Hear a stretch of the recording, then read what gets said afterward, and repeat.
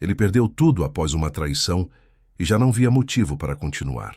Mas uma menina solitária, vendendo origami sob a chuva, mudou o curso da sua vida. Juntos eles enfrentariam um inimigo poderoso, com inteligência, coragem e uma promessa de redenção. Se esta história te interessou, não se esqueça de se inscrever no nosso canal e diga-nos de que cidade você nos está vendo. Continuamos. Prometo que essa vai ser a melhor história que você vai escutar na sua vida. A chuva caía forte naquela noite de quinta-feira em São Paulo. As ruas da Vila Madalena brilhavam sob a luz amarelada dos postes, refletindo o céu carregado que não dava trégua há horas. Roberto Mendes caminhava sem rumo, com as mãos enfiadas nos bolsos do casaco surrado, sentindo a água fria escorrer pelo rosto. Ele não se importava. Há meses, pouca coisa ainda importava. Houve um tempo em que Roberto era um nome respeitado, um sobrenome que abria portas nos melhores restaurantes da cidade, que garantia lugares nas primeiras filas dos eventos beneficentes, que fazia secretárias atenderem ligações com reverência. Roberto Mendes era sócio fundador da Mendes e Tavares Investimentos, uma das maiores gestoras de patrimônio do país. Ele assinava contratos milionários, negociava com fundos internacionais, construía impérios financeiros enquanto bebia café em salas envidraçadas, no topo de arranha-céus. Sua vida era feita de números, gráficos, apostas calculadas e vitórias constantes. Até que tudo desmoronou. A traição veio de dentro.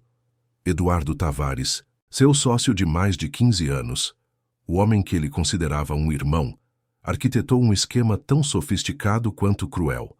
Documentos falsificados, contas fantasmas, transferências para paraísos fiscais, investimentos fictícios. Tudo meticulosamente planejado para desviar bilhões enquanto colocava a culpa em Roberto. Quando o escândalo estourou na imprensa, foi o nome de Roberto Mendes que apareceu nas manchetes. Foi ele quem enfrentou as câmeras, os processos, a fúria dos investidores lesados. Eduardo, com sua lábia refinada e seus advogados implacáveis, conseguiu se safar. Mais do que isso, saiu da história como vítima, como o sócio traído que teve a masa coragem de denunciar. Roberto perdeu tudo. A empresa, o apartamento de 300 metros quadrados no Jardim Europa, o carro importado, as contas bancárias congeladas pela justiça, perdeu os amigos, que sumiram como fumaça quando o dinheiro evaporou. Perdeu a mulher, que pediu divórcio antes mesmo do julgamento terminar, levando consigo a maior parte do que sobrou. E perdeu, acima de tudo, a si mesmo. Agora, aos 52 anos, Roberto morava em um apartamento de 40 metros quadrados na Barra Funda. Um lugar simples, com móveis velhos, paredes descascadas e uma janela que dava para um muro cinza. Ele dormia pouco, comia menos ainda e passava os dias entre consultas médicas e remédios para controlar a pressão que disparava a qualquer momento.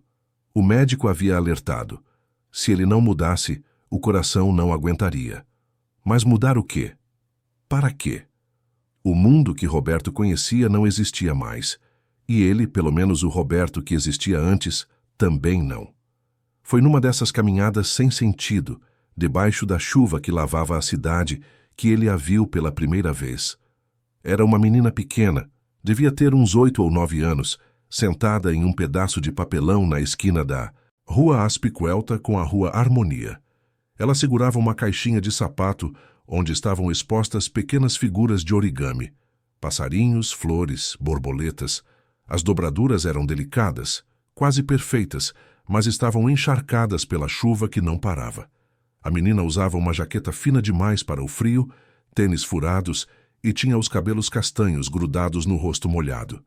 Seus olhos escuros acompanhavam os poucos transeuntes que passavam apressados, mas ela não pedia nada. Apenas observava. Roberto parou. Não sabia por quê. Talvez fosse a forma como ela olhava as pessoas, com uma intensidade estranha para uma criança. Talvez fosse a chuva, que batia forte demais para alguém tão pequeno estar sozinho na rua. Talvez fosse apenas o vazio dentro dele, procurando algo, qualquer coisa, que o fizesse sentir que ainda era humano. Ele se aproximou devagar. A menina ergueu os olhos e o encarou. Não havia medo ali, nem súplica. Apenas uma avaliação silenciosa, como se ela estivesse calculando se valia a pena esperar que ele dissesse alguma coisa. Roberto apontou para um dos origamis, um pássaro azul. A voz dele saiu rouca, como se há tempos não conversasse com ninguém. Quanto? Ela hesitou. R$ 5. Ele enfiou a mão no bolso e tirou uma nota de 10. Fica com o troco. A menina pegou o dinheiro, mas não agradeceu. Apenas estendeu o pássaro de papel e continuou olhando para ele, como se esperasse que ele fosse embora logo. Roberto ficou parado, segurando o origami encharcado. A chuva caía sobre os dois, e por algum motivo que ele não entendia, não conseguia se mover. Você já comeu hoje? A pergunta saiu antes que ele pudesse pensar. A menina não respondeu de imediato. Seus olhos se estreitaram, desconfiados. Por quê? Porque está chovendo e está tarde. Roberto olhou ao redor. A rua estava quase vazia. Tem um restaurante ali na esquina, vamos. Ela balançou a cabeça. Não precisa. Eu sei que não precisa. Roberto suspirou. Estava cansado, molhado, e a dor de cabeça que vinha rondando o dia todo começava a apertar. Mas eu vou comer alguma coisa e não quero comer sozinho. Então você me faz um favor se vier comigo.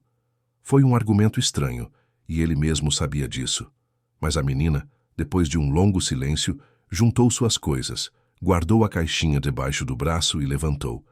Ela era ainda menor de pé, franzina, com uma postura que misturava desconfiança e uma estranha dignidade. Eles entraram no pequeno restaurante self-service da esquina. O dono, um senhor baixo de bigode grisalho, os olhou de soslaio, mas não disse nada. Roberto pegou uma bandeja e indicou que a menina escolhesse o que quisesse. Ela pegou arroz, feijão, uma coxa de frango e salada. Nada de sobremesa, nada de suco. Apenas o básico. Roberto escolheu pouca coisa para si e pagou na frente. Sentaram em uma mesa no canto. A menina comeu devagar, mas com método, mastigando cada garfada como se quisesse aproveitar até o último grão de arroz. Roberto apenas observava, mexendo no próprio prato sem vontade. A dor de cabeça aumentava, e ele sabia que deveria ter tomado o remédio antes de sair. Qual é o seu nome? Ele perguntou. Ela levantou os olhos. Marina. Marina como? Só Marina. Roberto assentiu. Ele entendia. Quando a vida desmorona, às vezes até o sobrenome parece pesado demais para carregar. Eu sou Roberto. Eu sei. Ele franziu a testa. Você sabe? Vi seu rosto na TV, faz um tempo, mas lembro. Roberto sentiu o estômago apertar.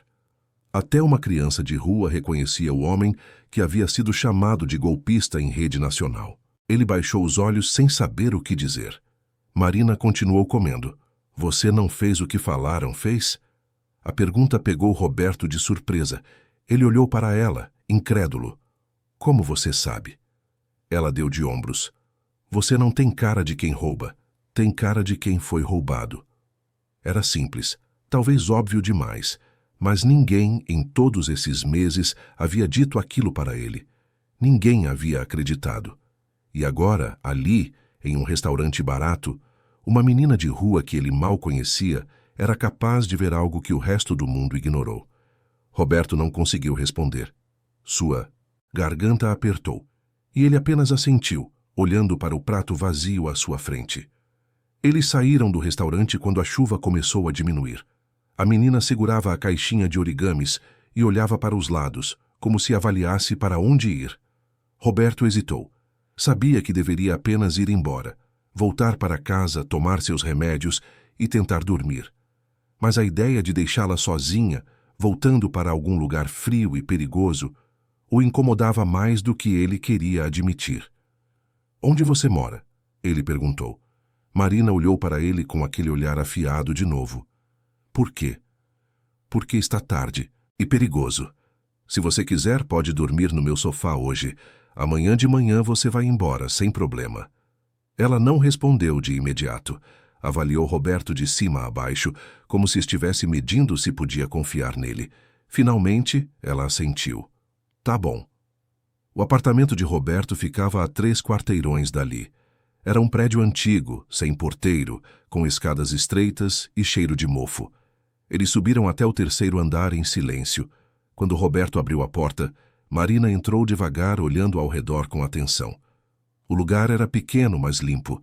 Havia um sofá velho, uma mesa com cadeiras desemparelhadas, uma estante com poucos livros e uma cozinha apertada que mal cabia um fogão e uma geladeira. O banheiro é ali, Roberto apontou. Se quiser tomar um banho quente, a toalha está no armário. Marina assentiu e foi até o banheiro, fechando a porta devagar. Roberto ouviu o chuveiro ligar e se sentou no sofá, passando as mãos pelo rosto molhado. O que ele estava fazendo? Trazendo uma criança desconhecida para casa, oferecendo abrigo como se fosse a coisa mais normal do mundo. Qualquer pessoa diria que ele estava louco, mas a verdade é que Roberto não se importava mais com o que as pessoas diziam. Quando Marina saiu do banheiro, com o cabelo ainda úmido e vestindo a mesma roupa, ela parecia um pouco menos tensa. Roberto entregou a ela um cobertor limpo e um travesseiro. O sofá é todo seu. Se precisar de alguma coisa, pode me acordar. Ela se acomodou sem dizer nada, enrolando-se no cobertor com a caixinha de origamis ao lado. Roberto foi para o quarto, fechou a porta e se deitou na cama, olhando para o teto. A dor de cabeça latejava forte agora, e ele sabia que deveria ter ido ao médico. Mas o cansaço era maior. Fechou os olhos e tentou dormir. Foi acordado por um barulho vindo da sala. Olhou para o relógio no criado mudo. 3 da manhã. Roberto se levantou devagar, ainda meio zonzo, e abriu a porta do quarto. Marina estava sentada à mesa, com um caderno velho à sua frente e uma caneta na mão. A luz da sala estava acesa, e ela escrevia algo com uma concentração intensa, como se estivesse em transe. Roberto se aproximou. Não consegue dormir? Ela não respondeu de imediato, apenas continuou escrevendo. Roberto parou ao lado dela e olhou para o caderno. O que viu o deixou paralisado. Não eram palavras, eram números, fórmulas, equações complexas que ele, mesmo tendo lidado com finanças a vida inteira, não conseguia entender completamente. A caligrafia era infantil, mas o conteúdo era qualquer coisa menos isso. O que é isso? Ele perguntou a voz baixa. Marina parou de escrever e olhou para ele. É matemática. Eu vejo que é matemática. Mas o que você está fazendo? Ela hesitou, como se não soubesse explicar. Só resolvendo. Resolvendo o quê? Problemas. Ela deu de ombros. Eles ficam na minha cabeça. Se eu escrever, eles saem. Roberto se sentou na cadeira ao lado dela. Seu coração batia rápido, não pela dor de cabeça, mas pela descoberta do que estava vendo. Ele pegou o caderno com cuidado e folheou as páginas. Todas cheias de números, gráficos, sequências que pareciam seguir uma lógica própria. Não era rabisco de criança. Era algo mais. Muito mais. Onde você aprendeu isso? Ele perguntou, quase sussurrando. Marina encolheu os ombros de novo. Sozinha. Aprendi a ler em umas revistas que achei no lixo. Depois achei uns livros velhos, tinha matemática, eu gostava. Roberto ficou em silêncio, processando o que acabara de ouvir. Aquela menina, que vendia origamis na chuva para sobreviver, tinha um talento raro. Não mais do que raro. Extraordinário. E ela estava sozinha, invisível, perdida em uma cidade que não se importava. Você vai à escola? Ele perguntou. Marina balançou a cabeça. Já fui, mas parei. Por quê? Porque minha avó ficou doente. Eu tive que trabalhar. Sua avó está onde agora? No hospital. A voz de Marina ficou mais baixa. Ela está ruim. Disseram que não vai melhorar. Roberto sentiu um aperto no peito. Ele sabia o que era perder alguém. Sabia o que era ficar sozinho. E agora, olhando para aquela menina que escrevia equações no meio da madrugada, como se fosse a única forma de lidar com a dor, ele entendeu que tinha encontrado algo que não procurava, mas que talvez precisasse mais do que imaginava. Marina. Ele esperou até que ela olhasse para ele. Você quer continuar estudando? Ela não respondeu, mas seus olhos brilharam por um instante. Eu posso te ajudar. Não tenho muito, mas tenho o suficiente para isso. Roberto respirou fundo. Se você quiser, pode ficar aqui, por enquanto, até a gente resolver as coisas direito. Marina continuou olhando para ele, como se estivesse tentando entender se aquilo era real ou apenas mais uma promessa vazia que o mundo fazia. Finalmente ela assentiu, devagar. Tá bom. E foi assim, naquela noite chuvosa de quinta-feira, que Roberto Mendes e Marina começaram uma jornada que nenhum dos dois poderia prever. Ele, um homem quebrado procurando redenção. Ela, uma menina genial procurando apenas um lugar para pertencer. Nos dias seguintes, Roberto percebeu que sua vida havia mudado de uma forma que ele não esperava. Marina acordava cedo, organizava suas coisas em silêncio e passava horas lendo ou escrevendo em seu caderno. Ela era quieta, observadora e raramente pedia algo. Mas havia uma presença ali, uma energia diferente que preenchia o apartamento vazio. Roberto começou a se organizar melhor. Comprou comida de verdade, limpou a casa com mais frequência, passou a tomar os remédios nos horários certos. Não era por ele, era por ela. Depois de uma semana, Roberto decidiu que precisava agir. Procurou informações sobre como regularizar a situação de Marina. Foi a postos de assistência social, encheu formulários, explicou a situação dezenas de vezes. A burocracia era lenta e frustrante, mas ele insistiu. Pediu a guarda temporária, alegando que a menina estava em situação de vulnerabilidade e que ele poderia oferecer um lar seguro. As assistentes sociais o olhavam com desconfiança. Ele era um homem solteiro, desempregado, com histórico de escândalo financeiro. Mas Roberto não desistiu. Apresentou documentos, aceitou visitas domiciliares, passou por entrevistas. E, surpreendentemente, depois de quase um mês, a guarda temporária foi concedida. Marina passou a frequentar uma escola pública próxima ao apartamento. Logo nos primeiros dias, os professores notaram algo diferente. Ela resolvia problemas matemáticos que não haviam sido ensinados ainda. Corrigia equações no quadro com uma confiança desconcertante. Quando um professor tentou explicar uma fórmula de forma simplificada, Marina levantou a mão e ofereceu um método mais eficiente, mais elegante. Alguns educadores ficaram incomodados, outros fascinados. Roberto foi chamado à escola mais de uma vez. A diretora, uma mulher séria de óculos redondos, o recebeu com uma expressão preocupada. Senhor Mendes, precisamos conversar sobre Marina. Ele sentiu o estômago apertar. Ela fez alguma coisa? Não, não é isso. A diretora suspirou. É que ela está muito além do nível dos colegas.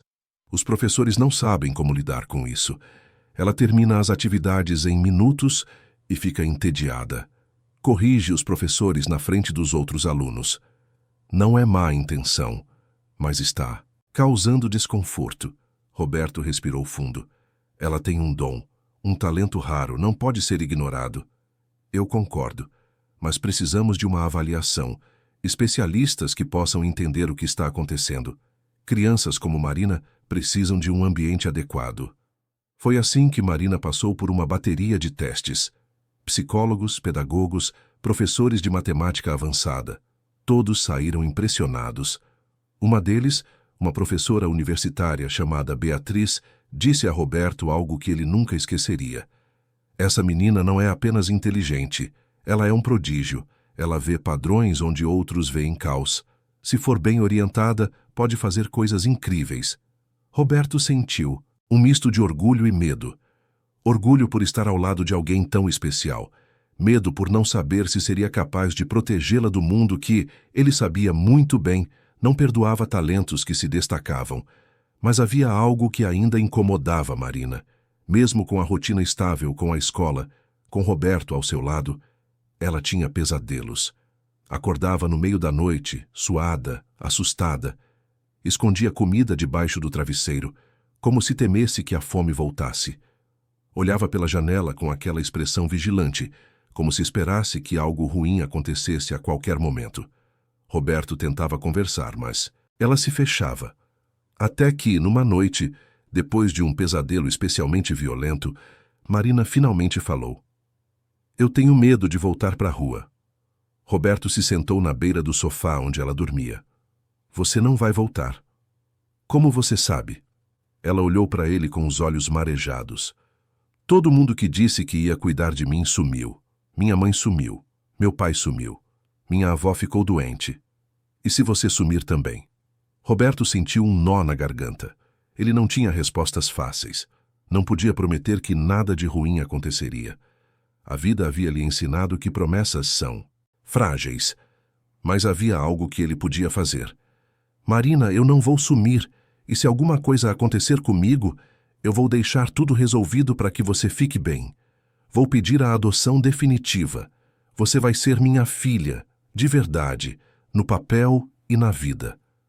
Marina olhou para ele, e pela primeira vez desde que se conheceram, seus olhos se encheram de lágrimas.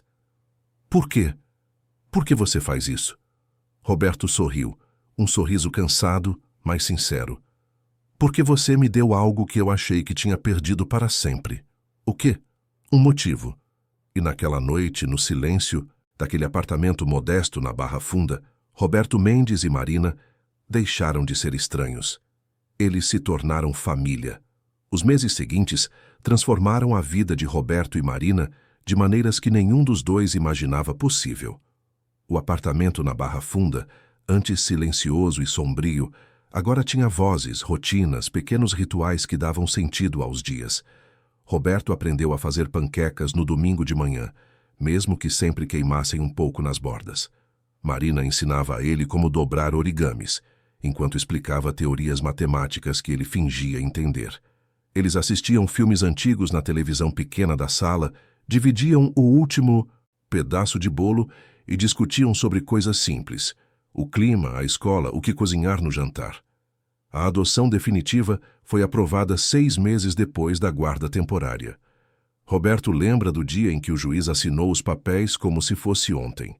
Marina estava ao seu lado, séria, vestindo uma blusa branca que Roberto havia comprado especialmente para a ocasião.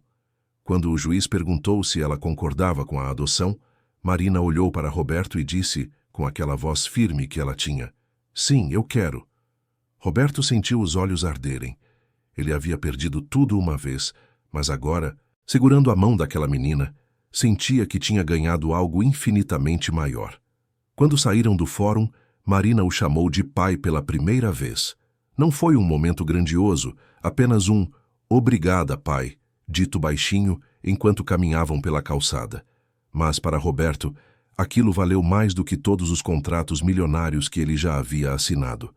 A rotina escolar de Marina continuava desafiadora, mas agora ela tinha apoio.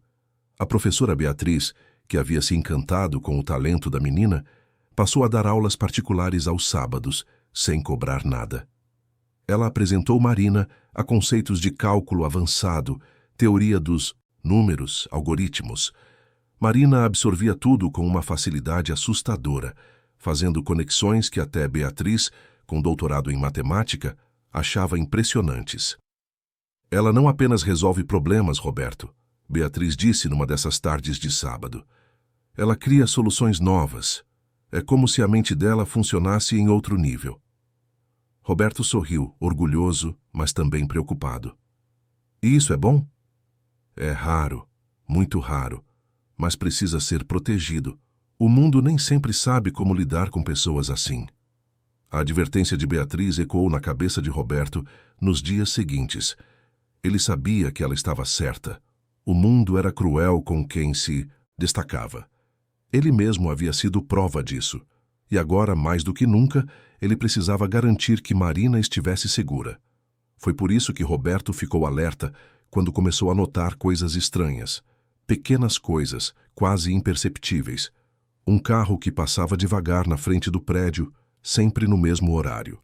Um homem de terno que parecia estar esperando alguém na esquina, mas que sumia quando Roberto se aproximava. Mensagens silenciosas no celular que ele não reconhecia. Podia ser paranoia, consequência de anos lidando com traição e desconfiança. Mas Roberto não podia arriscar. Ele contratou uma fechadura nova para a porta, reforçou as travas das janelas e passou a acompanhar Marina até a escola todos os dias. mesmo quando ela reclamava que já era grande o suficiente para ir sozinha.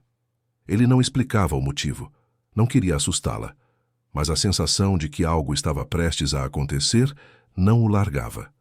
A confirmação veio de forma inesperada. Roberto estava no supermercado comprando mantimentos quando esbarrou em uma mulher que ele reconheceu imediatamente. Era Sílvia, uma antiga colega da Mendes e Tavares, uma das poucas pessoas que não o havia abandonado completamente depois do escândalo. Roberto? Sílvia parecia surpresa, mas também aliviada. Eu não acreditei quando te vi. Você sumiu do mapa. Foi necessário. Roberto forçou um sorriso. Como você está? Bem, eu acho. Ainda trabalho com investimentos, mas em uma empresa menor agora. E você?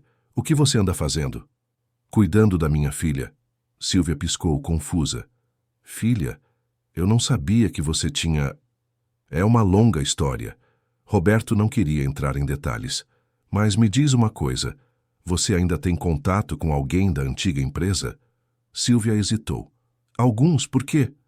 Eduardo ainda está por aí. O nome caiu como uma pedra entre eles. Sílvia baixou a voz. Ele está. E está indo muito bem, inclusive. Abriu uma nova gestora, a Tavares Capital. Já conseguiu atrair vários clientes grandes. Faz eventos, palestras, aparece em revista. Roberto sentiu o estômago revirar. Claro que Eduardo estava bem.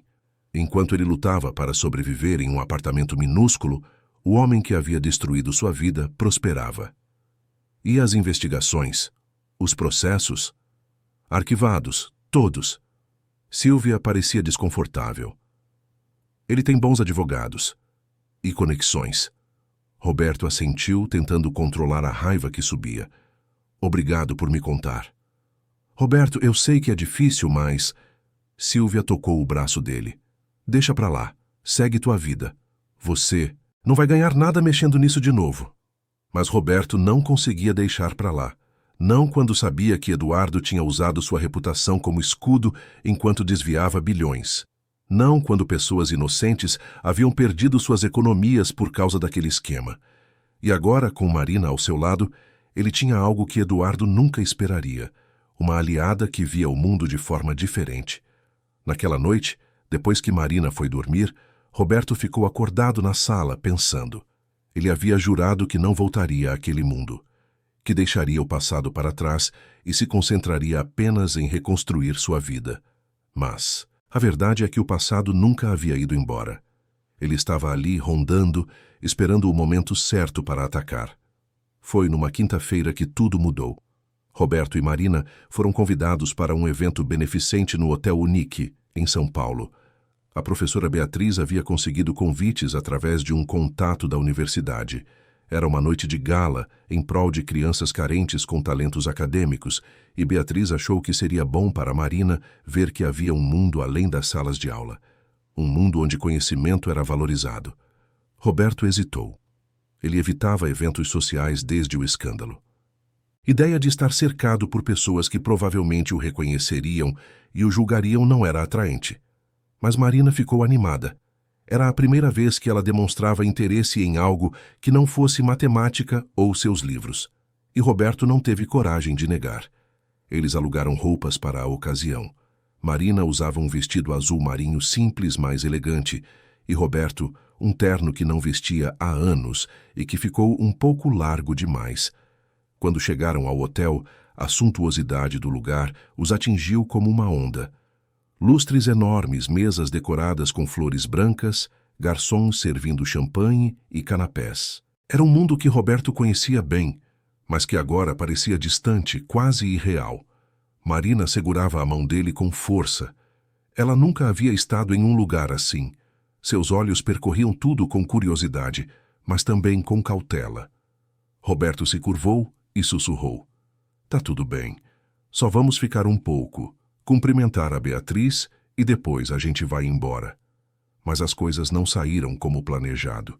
Eles estavam próximos ao palco quando um homem subiu para fazer um discurso. Roberto reconheceu a voz antes mesmo de ver o rosto. Era Eduardo Tavares. Ele estava impecável, de smoking preto, cabelo grisalho penteado para trás, sorriso confiante. Ele falou sobre a importância de investir em jovens talentos, sobre como o futuro do país dependia de apoiar crianças com potencial.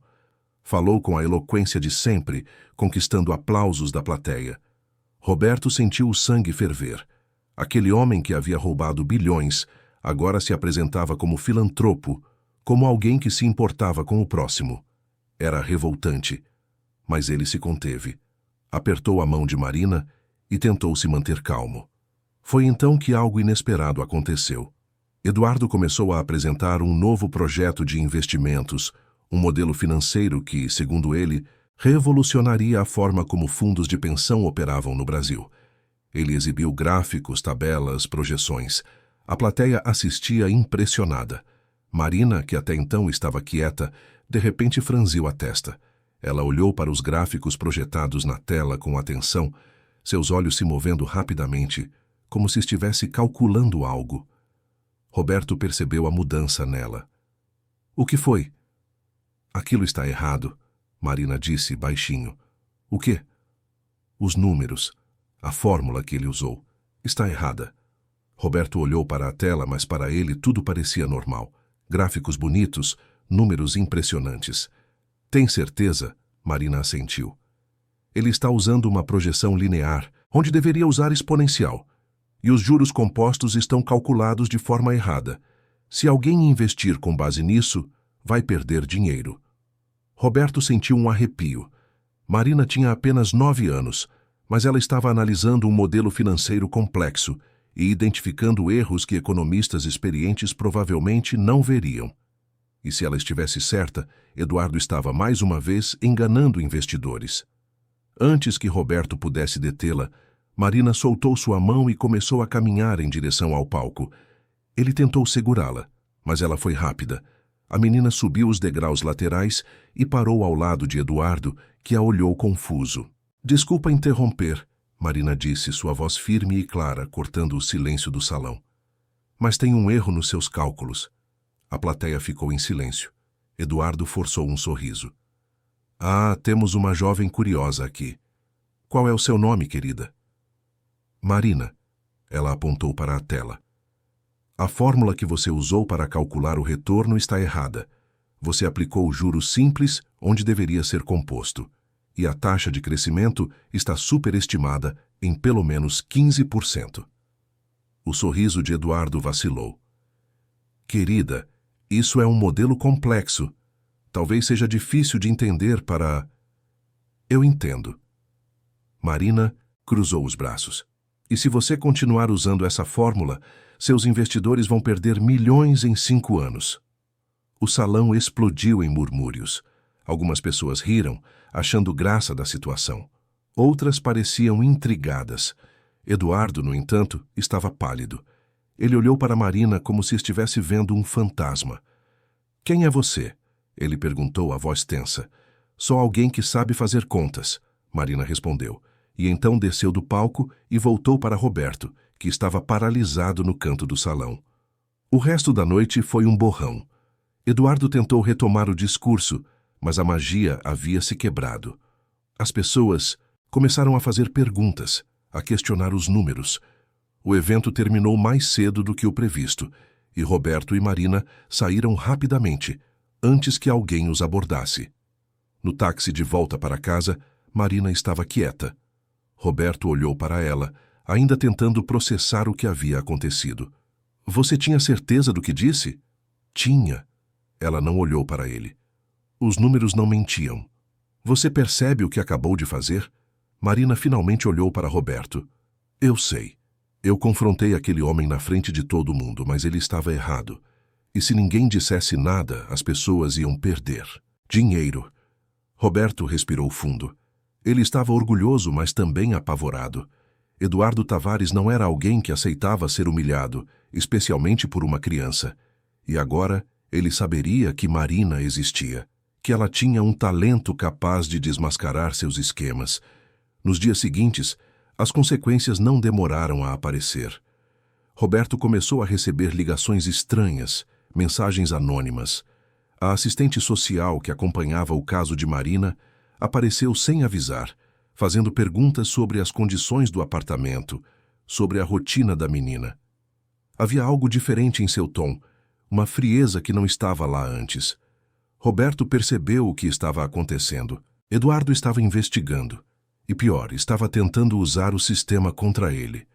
Se conseguisse provar que Roberto não era um guardião adequado, poderia retirar Marina de sua custódia e silenciá-la. Numa noite, depois que Marina foi dormir, Roberto ligou para Sílvia. Ela atendeu no terceiro toque, a voz sonolenta. Roberto, é tarde. Eu sei, desculpa, mas preciso da tua ajuda. O que aconteceu? Roberto contou tudo. O evento, o confronto, as ligações estranhas. Sílvia ouviu em silêncio, e quando ele terminou, ela suspirou. Roberto, você precisa sair de São Paulo. Eduardo não vai deixar isso quieto. Eu não posso fugir. Não, de novo. Então você precisa de proteção e de provas. Provas de quê? De que ele está fazendo de novo o que fez antes. Desviando dinheiro, enganando investidores. Se Marina conseguiu identificar um erro nos cálculos dele, talvez ela consiga encontrar mais. E se você tiver provas sólidas, pode entregá-las às autoridades antes que ele te destrua de novo. Roberto ficou em silêncio, processando a sugestão. Era arriscado, extremamente arriscado. Mas Sílvia tinha razão. Ficar parado significava esperar que Eduardo atacasse primeiro. E ele não podia arriscar perder Marina.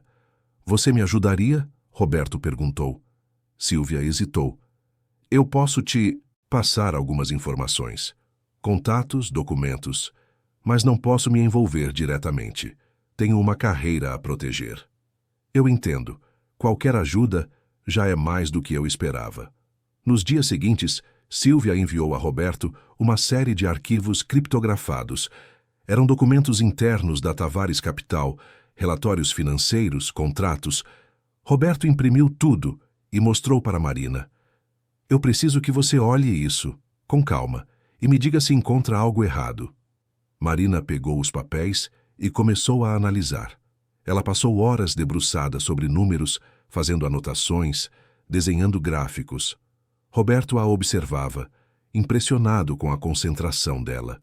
Finalmente, depois de 2 dias, Marina levantou a cabeça. Achei. O quê? Um padrão. Ele está usando contas laranjas, transferências pequenas mais frequentes. Se você somar tudo, dá milhões. E as contas estão registradas em nomes de empresas fantasmas. Mesma estrutura que você descreveu do esquema antigo. Roberto sentiu o coração acelerar. Tem certeza? Marina assentiu. Os números não mentem. Roberto pegou os documentos e as anotações de Marina. Agora, ele tinha algo. Não era suficiente para derrubar Eduardo sozinho, mas era um começo. Ele precisava de ajuda. Alguém que entendesse de investigação, de segurança, de como navegar em águas perigosas. Foi aí que ele lembrou de Laura. Laura Campos havia sido chefe de segurança digital da Mendes e Tavares anos atrás. Uma mulher brilhante e rigorosa que saiu da empresa meses antes do escândalo estourar, dizendo que havia algo errado acontecendo. Na época, Roberto não acreditou nela. Agora ele entendia que Laura tinha visto o que ele se recusou a enxergar. Encontrar Laura não foi difícil. Ela tinha um escritório pequeno de consultoria em segurança cibernética na Vila Olímpia. Roberto marcou um encontro, mas não disse o motivo. Quando ele entrou no escritório dela, Laura levantou os olhos do computador e sorriu, surpresa. Roberto. Mendes, achei que você tinha virado eremita. Quase. Roberto se sentou. Preciso de ajuda. Laura cruzou os braços. Achei que você nunca mais ia querer falar comigo depois que eu saí. Eu estava errado. Você estava certa. Sobre tudo. Laura estudou Roberto por um longo momento. Você quer ir atrás do Eduardo, não é? Sim. Por quê? Vingança? Justiça. Roberto respirou fundo. E proteção. Ele está ameaçando minha filha. Laura franziu a testa. Filha? Você tem uma filha? Roberto contou tudo, desde o encontro com Marina até o confronto no evento. Laura ouviu atentamente, sem interromper. Quando ele terminou, ela se recostou na cadeira e assoviou baixinho. Você arrumou um problema sério. Eu sei. Mas também tem uma vantagem que Eduardo não esperava. Qual? Laura sorriu. Uma criança prodígio que vê padrões invisíveis. Se ela conseguir mapear todo o esquema dele, podemos não só expô-lo, mas também criar um sistema para detectar fraudes futuras. Roberto sentiu uma pontada de esperança. Você vai nos ajudar? Laura pensou por um momento. Eu vou. Mas com uma condição. Qual? Se a gente fizer isso, faz direito. Não é sobre vingança. É sobre construir algo maior. Algo que impeça que outras pessoas sofram o que você sofreu. Roberto estendeu a mão. Trato feito. E assim um trio improvável se formou. Roberto, o magnata caído buscando redenção. Marina, a menina prodígio com talento para ver além dos números. E Laura, a especialista em segurança que havia alertado sobre o perigo antes que fosse tarde. Juntos eles começaram a montar o que chamaram de Projeto Fênix.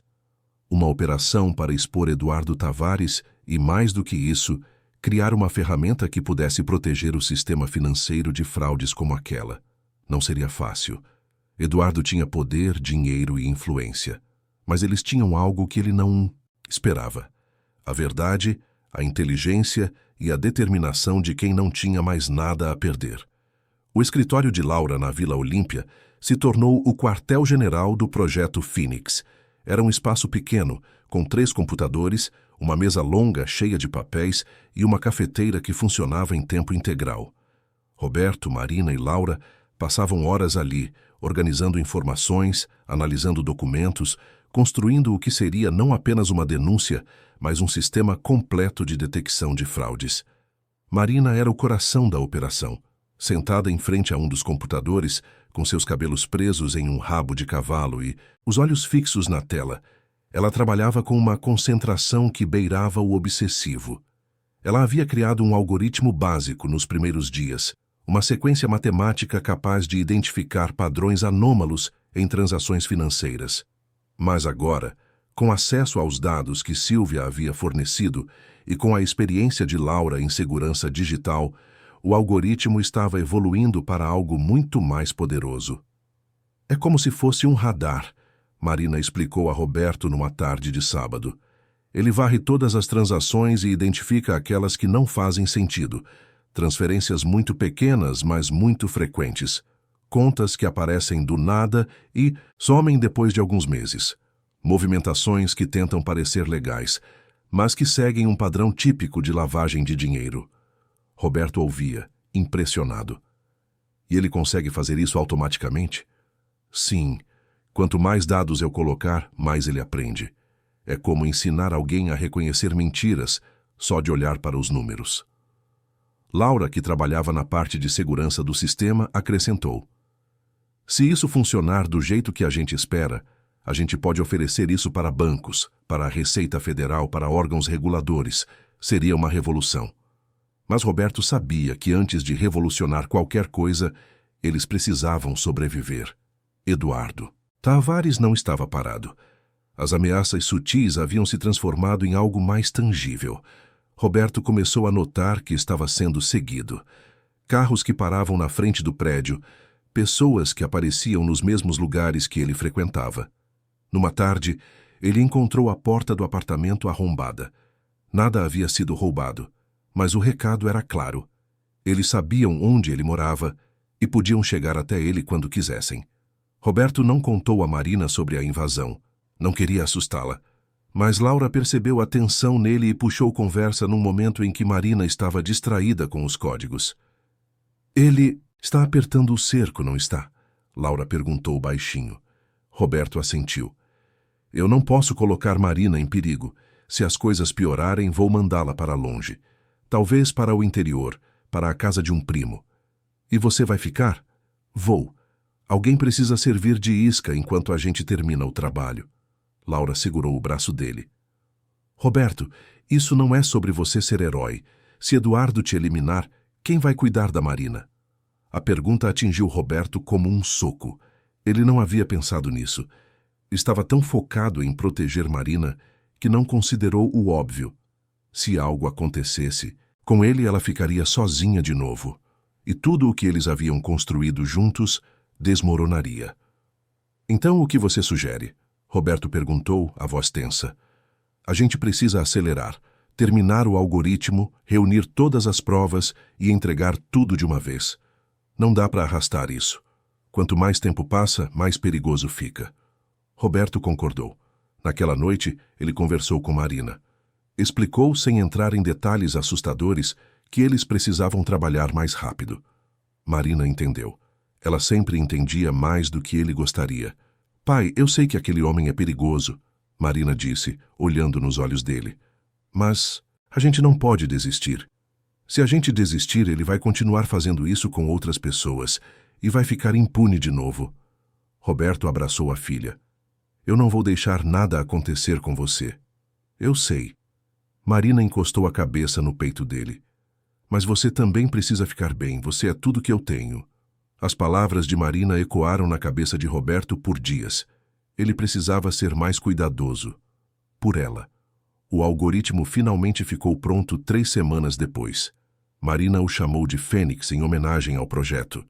Era uma ferramenta elegante, eficiente e assustadoramente precisa. Quando Laura rodou o sistema pela primeira vez, usando dados reais da Tavares Capital, os resultados foram devastadores. O algoritmo identificou mais de 200 transações suspeitas em apenas 6 meses. Transferências que somavam quase 5 bilhões de reais, distribuídas em contas laranjas, empresas de fachada e paraísos fiscais. Meu Deus, Laura sussurrou, olhando para os números na tela. Ele está roubando na cara dura. De novo. Roberto sentiu a raiva subir. 5 bilhões. Dinheiro de aposentados, de pequenos investidores, de pessoas que confiavam em Eduardo. E ele estava desviando tudo, sem remorso, enquanto se apresentava como filantropo em eventos sociais. A gente precisa levar isso para as autoridades, Laura disse. Polícia Federal, Ministério Público. Com essas provas, ele não tem como escapar. Mas antes que eles pudessem agir, Eduardo fez o primeiro movimento. Roberto recebeu um telefonema numa terça-feira à noite. Era um número desconhecido. Quando atendeu, ouviu a voz que ele não escutava há anos. Roberto. Quanto tempo? O estômago de Roberto apertou. Eduardo. Vim saber como você está. Ouvi dizer que você adotou uma criança. Que emocionante. A voz dele era calma, quase amigável. Mas havia veneno por trás de cada palavra. O que você quer? Eu quero que a gente converse, pessoalmente. Tem coisas que precisam ser resolvidas. Não tenho nada para conversar com você. Ah, mas tem sim. Principalmente sobre aquela menininha genial que decidiu me envergonhar num evento público. Eduardo riu, um som frio. Ela é especial, não é? Pena que crianças tão talentosas precisam de um ambiente estável. Seria uma tragédia se ela acabasse de volta nas ruas por causa de um guardião inadequado. Roberto sentiu o sangue gelar. Você não vai encostar nela. Eu não preciso. O sistema vai fazer isso por mim. Uma denúncia anônima aqui, uma investigação ali. Você sabe como funciona? Roberto, afinal você já passou por isso antes. O que você quer? Eduardo ficou em silêncio por um momento. Eu quero que você pare de mexer onde não deve. Eu sei que você está investigando. Sei que tem alguém te ajudando. E sei que sua filhinha está usando aquele talento dela para tentar me prejudicar. Ela está usando o talento dela para expor a verdade. A verdade? Eduardo riu de novo.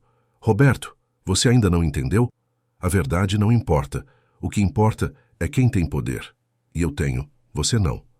Então por que está me ligando? Se você tem tanto poder, por que se preocupar comigo? Eduardo deu uma pausa. Quando voltou a falar, o tom era mais sério. Porque eu não quero complicações desnecessárias. Então vou te fazer uma proposta. Você para com essa investigação ridícula, apaga tudo o que encontrou, e eu deixo você e sua filha em paz. Mais do que isso, eu devolvo metade do que foi desviado na época. 4,7 bilhões. Você pode usar isso para reconstruir sua vida, dar uma educação de primeira para a menina. Todo mundo sai ganhando. Roberto ficou em silêncio processando a proposta. 4 bilhões e 700 Milhões. Era mais dinheiro do que ele jamais sonhou recuperar. Com isso, ele poderia garantir o futuro de Marina, dar a ela todas as oportunidades que ela merecia. Mas havia um preço: silêncio, cumplicidade, deixar que Eduardo continuasse livre, prejudicando outras pessoas. Eu preciso pensar, Roberto disse finalmente. Você tem 48 horas. Depois disso, a oferta expira e as coisas vão ficar feias. A ligação caiu. Roberto ficou parado no meio da sala, o celular ainda na mão, o coração batendo acelerado. Ele não sabia o que fazer. Olhou para Marina, que dormia no sofá, abraçada a um livro de matemática. Ela confiava nele. Acreditava que ele faria a coisa certa. Mas o que era a coisa certa? Aceitar o dinheiro e garantir a segurança dela, ou seguir em frente e arriscar tudo? Na manhã seguinte, Roberto contou tudo para Laura. Ela ouviu em silêncio, mas quando ele terminou, ela balançou a cabeça. Se você aceitar isso, Roberto, você vai carregar essa culpa para o resto da vida. E Marina também. Ela é esperta.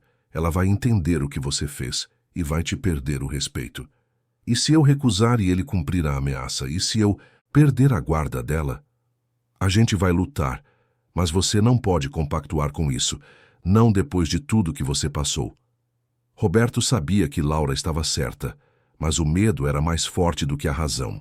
À noite, ele conversou com Marina. Não contou sobre a proposta de Eduardo, mas perguntou o que ela faria se estivesse no lugar dele. Se fosse eu, Marina disse pensativa, eu escolheria fazer o que é certo, mesmo que fosse difícil. E se fazer o que é certo significasse perder algo importante? Marina olhou para ele com aqueles olhos profundos. Pai, você me ensinou que a gente não pode construir nada bom em cima de mentiras. Se a gente aceitar dinheiro sujo, a gente fica sujo também. E eu não quero isso, nem para mim, nem para você. Roberto sentiu os olhos arderem. Como aquela menina que havia passado fome nas ruas, que havia perdido tudo, ainda tinha essa clareza moral? Como ela conseguia ver o mundo com tanta honestidade? Na manhã seguinte, Roberto ligou para Eduardo. Eu tenho minha resposta. Estou ouvindo.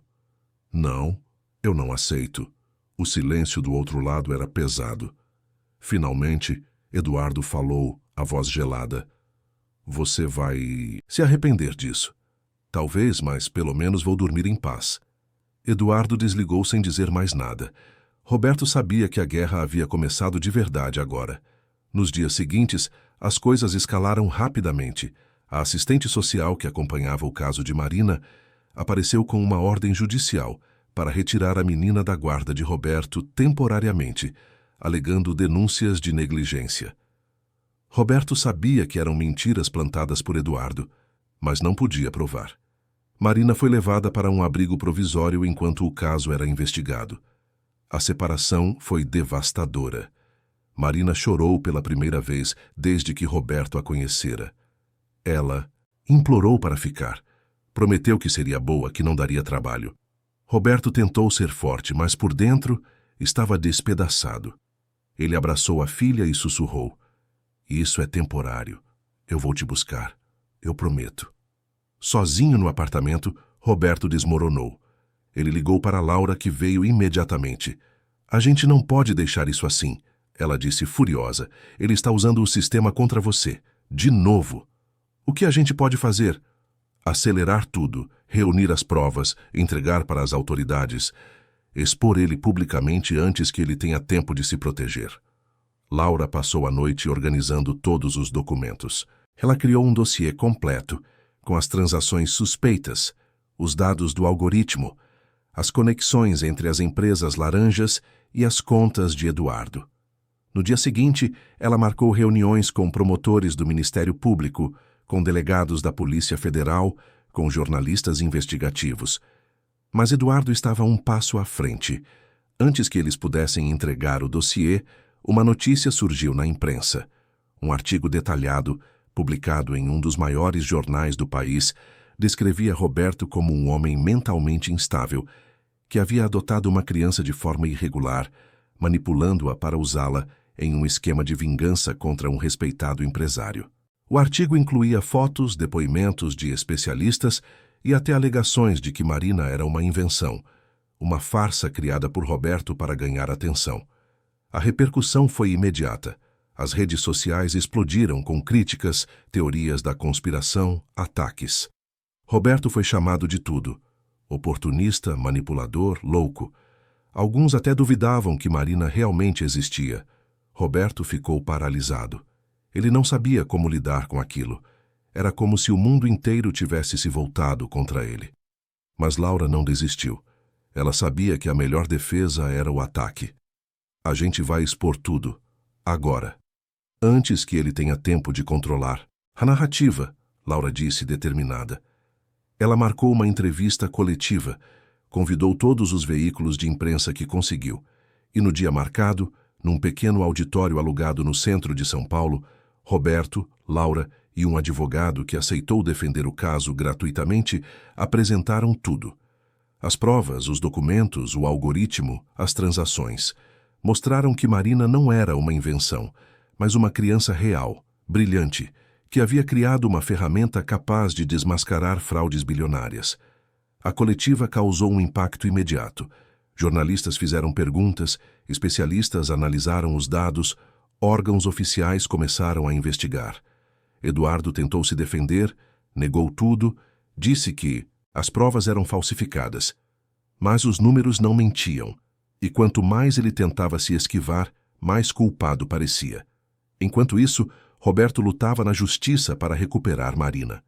Com a ajuda do advogado e de Beatriz, que testemunhou sobre o caráter de Roberto e o talento de Marina, ele conseguiu uma audiência.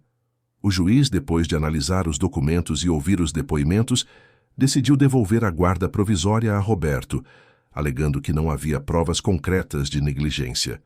Quando Roberto buscou Marina no abrigo, ela correu para seus braços e chorou. Eu sabia que você ia voltar. Eu sabia. Eu sempre vou voltar. Roberto sussurrou, abraçando-a com força. Sempre. Mas a batalha ainda não havia terminado. Eduardo, acuado, tentou um último movimento. Ele ofereceu publicamente devolver parte do dinheiro desviado em troca de um acordo. Disse que estava disposto a colaborar com as investigações, desde que sua imagem fosse preservada. Foi então que Marina, assistindo ao noticiário na televisão, falou algo que mudou tudo. Ele vai fazer de novo. Roberto olhou para ela. O quê? Se a gente aceitar o dinheiro e deixar ele sair impune, ele vai fazer isso de novo, com outras pessoas. O padrão vai continuar. E a gente vai ser responsável por isso. Roberto respirou fundo. Marina tinha razão. Como sempre. Não era sobre o dinheiro. Nunca foi. Era sobre justiça, sobre fazer o certo, mesmo quando o certo era difícil. Então a gente vai até o fim, Roberto disse determinado. Laura concordou. Vamos.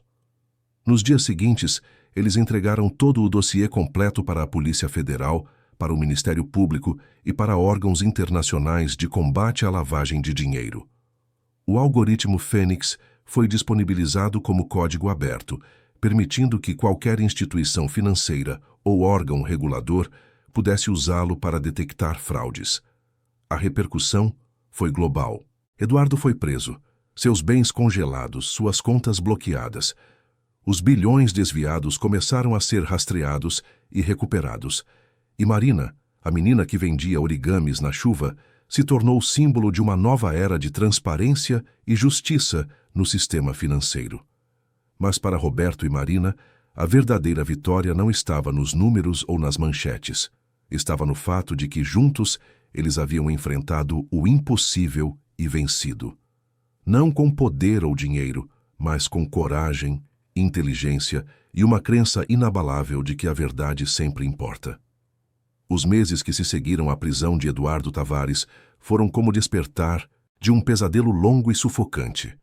Roberto acompanhava as notícias com uma mistura de alívio e descrença. O homem que havia destruído sua vida, que havia roubado bilhões e arruinado centenas de famílias, agora enfrentava a justiça. Não havia mais sorrisos confiantes, não havia mais ternos impecáveis. Eduardo aparecia nas imagens de televisão algemado, cabisbaixo, sendo escoltado para audiências judiciais onde cada detalhe de seus crimes era exposto publicamente. A Polícia Federal, com o auxílio do algoritmo Fênix, conseguiu rastrear quase todo o dinheiro desviado. Foram congeladas contas em paraísos fiscais, bloqueados investimentos em empresas de fachada, recuperados imóveis e ativos que Eduardo havia acumulado ao longo de anos de fraudes. O montante total superava 6 bilhões de reais. Era difícil até imaginar um número tão grande, mas Marina, sempre com sua mente precisa, lembrava Roberto do significado real. Milhares de famílias que teriam suas economias devolvidas, aposentadorias que seriam pagas, sonhos que poderiam ser retomados. Roberto não sentiu prazer na queda de Eduardo. Não havia espaço para vingança em seu coração. Apenas um cansaço profundo, a sensação de que finalmente poderia descansar. Mas havia algo mais forte do que o cansaço: gratidão. Gratidão por ter Marina ao seu lado, por ter encontrado Laura, por ter tido a coragem de fazer o que era certo quando seria tão fácil apenas aceitar o dinheiro e desaparecer. Marina, por sua vez, lidava com a repercussão de uma forma surpreendentemente madura para uma criança de 9 anos. Ela havia se tornado conhecida, não apenas no Brasil, mas internacionalmente. Jornais estrangeiros publicaram matérias sobre a menina prodígio que desmascarou um esquema bilionário usando apenas matemática. Universidades entraram em contato oferecendo bolsas futuras. Empresas de tecnologia queriam investir no desenvolvimento do algoritmo Fênix. Organizações de combate à corrupção pediam para colaborar. Mas Marina não se deixava levar pela fama. Ela continuava sendo a mesma menina quieta, observadora, que preferia passar as tardes resolvendo equações do que dando entrevistas. Quando Roberto perguntou se ela estava feliz com toda a atenção, Marina deu de ombros. O importante não é o que as pessoas dizem sobre mim, é o que a gente conseguiu fazer. E o que eles conseguiram fazer foi, de fato, extraordinário. O algoritmo Fênix foi adotado por bancos, pela Receita Federal, por órgãos reguladores ao redor do mundo. Criou-se uma espécie de sistema imunológico digital contra fraudes financeiras. Cada nova tentativa de desvio era identificada antes de causar grandes danos.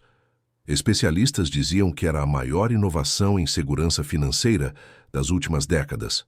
E tudo havia começado com uma menina que vendia origamis na chuva e um homem falido que decidiu fazer a coisa certa. Com parte dos recursos recuperados, Roberto, Laura e Marina criaram uma fundação sem fins lucrativos chamada Instituto Fênix. O objetivo era simples: identificar e apoiar crianças com talentos excepcionais que viviam em situação de vulnerabilidade, oferecer educação, moradia, acompanhamento psicológico, oportunidades. Marina queria que outras crianças tivessem o que ela teve: uma chance. O instituto começou pequeno, ocupando um sobrado, alugado na Vila Madalena, o mesmo bairro onde Roberto e Marina se conheceram. Mas cresceu rapidamente. Doações chegavam de todo o país, voluntários se ofereciam para ajudar, professores universitários davam aulas gratuitamente. Em pouco tempo, o instituto já atendia 50 crianças, todas com histórias parecidas, talento imenso, mas sem recursos para desenvolvê-lo. Marina se envolvia pessoalmente com cada uma delas. Dava aulas de matemática, ajudava com os estudos, oferecia conselhos. Ela entendia o que era estar sozinho, o que era ter medo, o que era sentir que o mundo não se importava. E agora, ela queria mostrar a essas crianças que havia esperança, que havia um caminho, que elas não estavam sozinhas. Roberto, por sua vez, assumiu a administração do instituto. Não era o trabalho glamouroso que ele tinha antes, lidando com bilhões em salas envidraçadas. Era algo muito mais simples, mas infinitamente mais significativo. Ele organizava doações, conversava com patrocinadores, garantia que cada criança tivesse o que precisava. E quando ele via o sorriso de uma criança que havia ganhado uma bolsa de estudos, ou a lágrima de um pai que finalmente tinha esperança para o futuro do filho, Roberto entendia que aquilo valia mais do que qualquer contrato. milionário que ele já havia assinado. Laura continuava trabalhando na parte de segurança digital, mas agora dedicava metade do seu tempo ao instituto. Ela treinava as crianças em programação, em cibersegurança, em como usar a tecnologia para criar soluções reais. Muitas delas, inspiradas por Marina, começaram a desenvolver seus próprios projetos, aplicativos para comunidades carentes, sistemas de alerta para desastres naturais, ferramentas educacionais. O Instituto se tornou um celeiro de inovação, um lugar onde o talento florescia independentemente da origem. Mas nem tudo eram flores. Houve desafios, momentos difíceis. Roberto teve problemas de saúde, consequências do estresse acumulado ao longo dos anos. Precisou fazer cirurgia para colocar stents no coração. Ficou internado por uma semana. Marina não saiu do lado dele. Ela levava os cadernos de matemática para o hospital, resolvia problemas enquanto segurava a mão do pai, como se os números fossem uma forma de oração, um jeito de pedir ao universo que ele ficasse bem. Quando Roberto recebeu alta, Marina o abraçou forte e sussurrou: "Você não pode me deixar. Não agora." "Eu não vou", Roberto prometeu. E ele cumpriu. Começou a cuidar melhor da saúde, a fazer exercícios, a comer direito, não por ele, mas por ela, porque Marina precisava dele, e ele precisava dela. Os anos passaram, Marina cresceu, mas continuou sendo a mesma menina brilhante e humilde. Aos 12 anos, ela já colaborava com professores universitários em pesquisas avançadas de matemática aplicada. Aos 14, publicou seu primeiro artigo em uma revista científica internacional sobre otimização de algoritmos de detecção de fraudes. Aos 16, recebeu convites de Harvard, MIT, Oxford. Mas ela escolheu ficar no Brasil, estudar na USP, continuar trabalhando no instituto que havia ajudado a criar.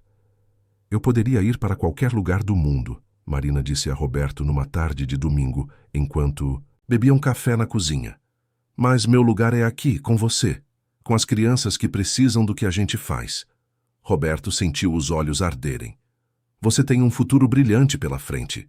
Não pode limitar suas escolhas por minha causa." "Não é por sua causa, é por escolha minha." Marina sorriu. "Você me deu uma família. Agora eu quero fazer o mesmo por outras pessoas." E foi isso que ela fez. O instituto cresceu, se tornou referência nacional. Crianças que passaram por lá viraram engenheiros, médicos, cientistas, professores. Alguns voltaram como voluntários, querendo retribuir o que haviam recebido. O círculo se fechava, e o que havia começado como um gesto de compaixão numa noite chuvosa se transformou em um movimento que mudava vidas. Eduardo Tavares foi condenado a 23 anos de prisão. Seus advogados tentaram recorrer, alegaram irregularidades no processo, pediram anulações. Mas as provas eram sólidas demais. Os números não mentiam, como Marina sempre dizia. Ele perdeu tudo: a empresa, a reputação, a liberdade. Algumas pessoas disseram que era um castigo excessivo, que ele deveria ter uma segunda chance. Mas aqueles que haviam perdido suas economias por causa dele não pensavam assim. Para eles, justiça havia finalmente sido feita. Roberto não visitou Eduardo na prisão. Não havia nada a dizer. O passado era passado. Mas ele ouviu, através de conhecidos, que Eduardo havia mudado, que ele passava os dias lendo, estudando, tentando entender onde havia errado, que ele pedia desculpas em cartas que enviava para as vítimas, mesmo sabendo que muitas nunca seriam perdoadas. Roberto não sabia se era sincero ou apenas uma tentativa de reduzir a pena, mas preferia acreditar que, no fundo, até alguém como Eduardo poderia mudar. Não pelo bem dele, mas pelo bem de todos. Numa tarde de quinta-feira, exatamente 10 anos, depois daquela noite chuvosa em que tudo começou, Roberto e Marina voltaram à esquina da rua Aspicuelta, com a rua Harmonia, o local onde eles se encontraram pela primeira vez. Era um dia ensolarado, diferente daquela noite de tempestade. A esquina estava mais movimentada, com lojas novas, pessoas apressadas, carros buzinando. Marina olhou ao redor como se tentasse reconhecer algo. Parece tão diferente. Está diferente, Roberto disse, mas a lembrança continua a mesma. Eles ficaram ali, lado a lado, em silêncio. Roberto pensou em tudo que havia acontecido, em como uma escolha simples, um gesto de compaixão, havia mudado o rumo de duas vidas. Ele não era mais o magnata poderoso que comandava bilhões. Era apenas um homem comum, com cabelos grisalhos, rugas ao redor dos olhos, um coração que precisava de cuidados, mas era feliz. Mais feliz do que jamais foi, quando tinha tudo. Marina, agora com 19 anos, era uma jovem mulher brilhante, com sonhos próprios e uma inteligência que continuava impressionando. Mas ela também era humilde, gentil, grata. Ela sabia de onde veio, sabia o que era não ter nada, e isso a tornava mais forte. Pai, Marina disse, quebrando o silêncio, você se arrepende de alguma coisa? Roberto pensou por um momento. Eu me arrependo de não ter acreditado nas pessoas certas quando deveria. Eu me arrependo de ter sido tão focado em dinheiro que esqueci do que realmente importava. Mas eu não me arrependo de ter parado naquela noite e comprado um origami de uma menina desconhecida. Aquilo foi a melhor decisão que eu já tomei. Marina sorriu, aquele sorriso raro que ela reservava apenas para momentos especiais. Eu também não me arrependo, de nada. Nem de ter confrontado Eduardo naquele evento. Especialmente por ter confrontado ele. Porque foi ali que tudo começou. Foi ali que eu percebi que podia usar meu talento para algo maior do que eu mesma. Roberto abraçou a filha. Eu tenho muito orgulho de você. E eu tenho muito orgulho de você, Marina respondeu. Eles ficaram ali por mais alguns minutos, apenas observando o movimento da rua. Então Marina tirou do bolso um pequeno origami, um pássaro azul, igual àquele que Roberto havia comprado dela naquela noite. Ela o entregou a ele. Fiz pensando em você, para lembrar de onde a gente veio. Roberto pegou o pássaro com cuidado, como se fosse a coisa mais preciosa do mundo. E, de certa forma, era. Representava tudo. A jornada, a luta, a redenção. Representava o amor de um pai e uma filha que se encontraram no momento certo, mesmo quando tudo parecia perdido. Obrigado, Roberto disse, a voz embargada. Eles voltaram para casa caminhando lado a lado, conversando sobre os planos para o instituto, sobre as crianças, sobre o futuro. Não havia mais medo, não havia mais sombras perseguindo, apenas a certeza de que, juntos, eles eram capazes de enfrentar qualquer coisa. Naquela noite, já em casa, Roberto olhou pela janela do apartamento. Ele continuava morando no mesmo lugar, na Barra Funda. Podia ter se mudado, comprado algo maior, mais confortável. Mas aquele apartamento era especial. Era onde tudo havia recomeçado, onde ele e Marina se tornaram uma família. E ele não queria abandonar isso. Marina estava na sala, trabalhando em seu computador, provavelmente aprimorando algum aspecto do algoritmo Fênix ou ajudando alguma das crianças do instituto com lição de casa. Ela era incansável, sempre pensando nos outros, sempre buscando formas de ajudar. Roberto se perguntava de onde ela tirava tanta força, tanta bondade, e então lembrava. Ela havia passado pela pior parte da vida e havia saído do outro lado sem perder a humanidade. Isso a tornava especial. Roberto se sentou ao lado dela. Você precisa descansar. Já é tarde. Só mais 5 minutos, Marina disse, sem tirar os olhos da tela. Roberto sorriu.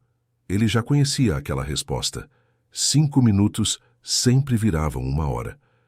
Mas ele não se importava. Ver Marina tão dedicada, tão apaixonada pelo que fazia, era inspirador. Marina, Roberto disse depois de um momento, eu só quero que você saiba uma coisa. Ela finalmente olhou para ele. O quê? Você me salvou. Naquela noite, quando eu te encontrei, eu estava perdido, sem rumo, sem esperança. Achei que tinha ido te ajudar, mas na verdade foi você quem me ajudou. Você me deu um motivo para continuar. Você me mostrou que ainda havia coisas boas no mundo. Marina ficou em silêncio, processando as palavras. Então, ela se levantou e abraçou Roberto. A gente se salvou, um ao outro.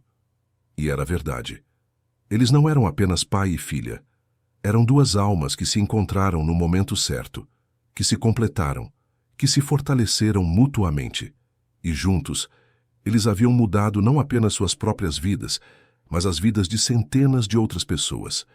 Anos depois, quando Roberto já era um senhor de cabelos completamente brancos, e Marina, uma respeitada professora universitária e pesquisadora, eles ainda se lembravam daquela noite chuvosa, da esquina onde tudo começou, do origami azul, da decisão que mudou tudo. Marina nunca se casou, nunca teve filhos biológicos, mas ela tinha centenas de filhos no instituto, crianças que ela ajudava, orientava, amava. Ela dizia que sua missão era essa: plantar sementes de esperança em terrenos onde ninguém acreditava que algo poderia crescer. Roberto viveu até os 78 anos. Morreu dormindo, tranquilo, sem dor, depois de uma vida que ele considerava plena. No funeral, Marina não chorou. Ela apenas segurou a mão do pai pela última vez e sussurrou: "Obrigada por tudo. Obrigada por ter parado naquela noite." E então, ela continuou o trabalho, porque era isso que Roberto gostaria, que ela seguisse em frente, que continuasse ajudando, que continuasse fazendo a diferença. O Instituto Fênix existe até hoje. Já ajudou milhares de crianças, formou gerações de jovens brilhantes que de outra forma teriam ficado invisíveis. E tudo começou com um gesto simples: um homem quebrado que decidiu comprar um origami de uma menina na chuva. As pessoas perguntam a Marina às vezes como ela conseguiu superar tudo o que passou, como ela se tornou quem é. E ela sempre responde a mesma coisa: "Eu tive alguém que acreditou em mim quando ninguém mais acreditava. Alguém que me mostrou que eu importava. E isso fez toda a diferença."